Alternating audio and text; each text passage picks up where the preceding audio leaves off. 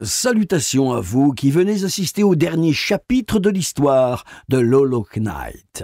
Mettons les choses au clair, je suis juste le narrateur, donc si vous voulez vous plaindre du texte, c'est Git le responsable. Hey, le texte. Ah oui, du coup vous êtes là pour le final, mais vous n'avez pas suivi toute l'aventure. Ne vous inquiétez pas, je vais vous résumer ça. Et attends, c'est quoi ce bouquin ? Le résumé. Ah non, on a dit un résumé. Bon, c'est pas grave, je vais le faire moi-même. Et si ça ne vous intéresse pas, je vous mets le temps pour sauter ce passage. Alors, notre histoire se passe à Holonest, un royaume d'insectes prospères dirigé par le roi Pâle. Celui-ci avait réussi à faire oublier aux habitants l'entité que ceux-ci vénéraient autrefois et développer une civilisation aussi orgueilleuse et décadente que lui. Cependant, la divinité oubliée s'insinua dans les rêves et esprits des plus faibles en les transformant en bêtes sauvages.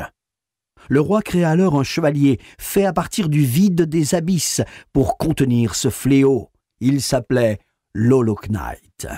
Mais ce n'était absolument pas le premier essai. Tous les autres enfants que le souverain avait créés dans les abysses furent scellés à l'intérieur, car jugés défectueux.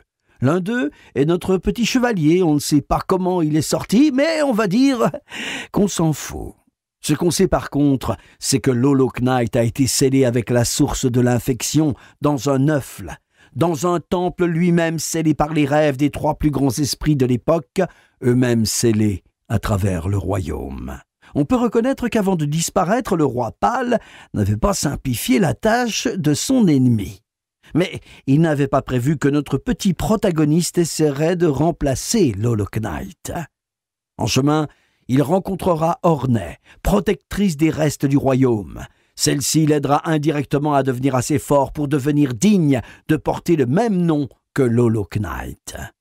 Ainsi, le petit fantôme pourrait affronter la source de l'infection directement et ainsi sauver pour de bon Holonest. Mais ça impliquait dans tous les cas qu'il se sacrifie. Donc, il continua son exploration et tomba sur un mystérieux insecte appelé le chercheur de Dieu. Son esprit était un sanctuaire dédié à entrer en contact avec les dieux de ce royaume. Ici, le chevalier devrait à nouveau combattre tous ses plus grands adversaires vaincus durant son aventure afin d'accomplir ce rituel mystérieux. Est-ce que l'Holoknight réussira à surmonter son destin funeste en surmontant toutes les épreuves de cet étrange insecte ? Vous le découvrirez maintenant. Oh, c'était quand même un peu long, je trouve. Mais je vais te le faire manger, ton bouquin!